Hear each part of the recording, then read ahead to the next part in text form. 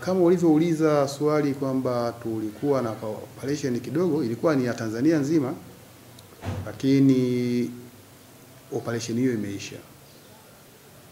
Kwa tumeanza mwezi wa 9 tarehe 9 mpaka mwezi wa 10 tarehe 8.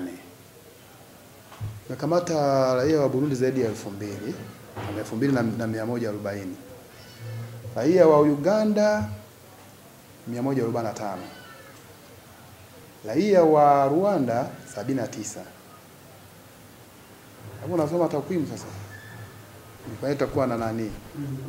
Raia wa Kenya 11, raia wa Kongo 5, wa China 3, Mwindi 1, Korea 1, Mwingereza 1 na Msomali 1. Sasa na kuna Watanzania pia ambao kwa namna moja au nyingine walikuwa wanajihusisha na uhamiaji haramu 79. Kwa hiyo mnaweza mkaona idadi ilivyo kubwa.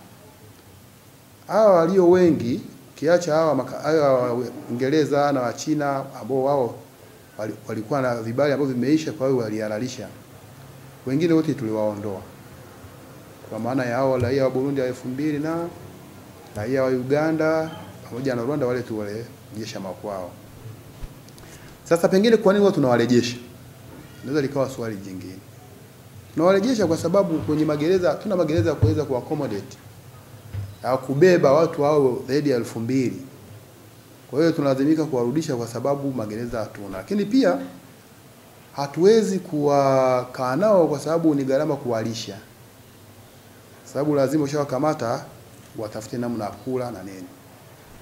Sasa tukisema tuwapeleke tuwasambaze katika magereza mengine, kwa mfano labda tuseme hapa tuchukue wengine tupeleke mikoa mingine kwa ajili ya kama magerezani, wakimaliza vifungo vyao bado ni serikali yetu tunawajibika kuwarejesha tuliko watoa. Sasa ukiwasambaza katika magereza mengine Tanzania, maana yake wengine wanaweza kuwa Morogoro, Shinyanga hivyo. Sasa unaanza hata kuingia gharama za kumtoa Shinyanga au Morogoro maeneo mengine kumleta kwao, au ni wa Burundi, wa Uganda au Rwanda na maeneo mengine nje ya Tanzania. Kwa hiyo ndio maana tunapowakamata tunawarejesha. Ni kwamba sisi kama wahamiaji tumejipanga. Hatutaruhusu kwa namna moja au nyingine mgeni yoyote kuingilia uchaguzi wetu. Na ndio maana tunaendelea na misako, tutaendelea kuwatafuta. Na tunapowakamata tuwarejesha kwao. Kwa hiyo kwa hilo sisi wahamiaji tumejipanga vizuri kwamba uchaguzi wetu utaendelea vizuri kama ambavyo umepangwa, na hakutatokea ya mgeni yoyote kwa namna moja au nyingine kuingilia uchaguzi. Na tukimkamata ikitokea hiyo, maana hiyo lazima tumfungulie mashtaka na atawekwa gerezani kwa mujibu wa sheria za nchi.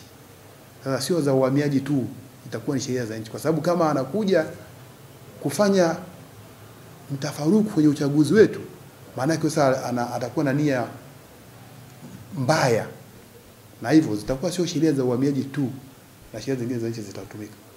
Tanzania waliosema wamekamatwa, wao kwa namna moja au nyingine wanajihusisha bila kujua.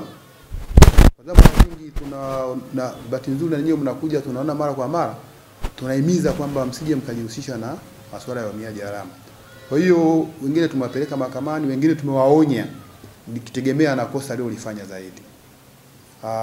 Lakini ukipelekwa mahakamani ikathibitika kwamba ulikuwa unajihusisha na swala la uhamiaji haramu, kwanza adhabu yake ni milioni 20 au kufungwa kifungo cha miaka 20 wewe mwenyewe. Lakini kama una chombo chako kimehusika, iwe pikipiki, iwe gari, iwe mtumbwi, iwe chochote, as long as ni kichombo kimehusika kwa usafirishaji wa uhamiaji haramu kwa namna moja au nyingine, tukithibitisha mahakamani pia hicho chombo kinataifishwa. Kwa hiyo lazima niende kuwaasa wananchi wasijihusishe kwa namna moja au nyingine na masuala ya uhamiaji haramu. Mazoezi tunafanya kila siku. Sasa hii ni kwa sababu ya operation, lakini tunakamata idadi hiyo au ukipungua wakati mwingine nazidi. Lakini sababu ni hiyo kwamba, na ukiona namba kubwa ni raia wa Burundi. Kwanza Burundi, mpaka wa Burundi ni mpaka huko wazi. Ukiangalia tofauti kidogo na Rwanda, kwa sababu Rwanda tunapakana, kuna mto. Kwa hiyo mtu hawezi kuja kirahisi. Sasa changamoto za nchi zinazozunguka, wanakuja kutafuta maisha. Kama unavyoona watu wengine wanakwenda nchi zingine wanasema ndio kutafuta maisha. Sasa kwa Burundi wanakuja wengi kwa sababu wanaamini kwamba wakija huku wanaweza kupata chochote kwa ajili ya kurudisha kwao wakaendelea na maisha yao. Ndio sababu kubwa. Hawana sababu nyingine ya msingi ya kuja huku. Na sio kama tunawakataza, tunataka wakija waje na vibali vya kuja kwetu. Kwa sababu pia sisi tuko kwenye Jumuiya ya Afrika Mashariki. Lakini hao tunaowakamata wanakuwa hawana vibali.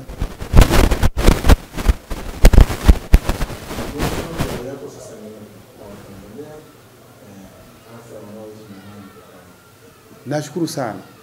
Na nawashukuru nyinyi waandishi wa habari na vyombo vyenu kwamba tumekuwa kwa kweli mkusaidia kwa namna moja au nyingine. Rai yangu kwa wananchi wa Tanzania waliojumla, hususan wale kama mpakani, wajitahidi sana kwa wanapata taarifa ili sisi tuweze kuwakamata wahamiaji haramu na kuwalisha kwao.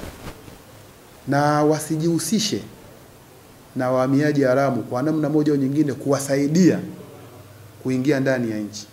Kwa sababu nimalizie tu kwamba usalama wa nchi yetu ni kitu muhimu kuliko vitu vyote. Na usalama wa nchi sio kwa vyombo vya ulinzi na usalama tu, ni wa Watanzania wote.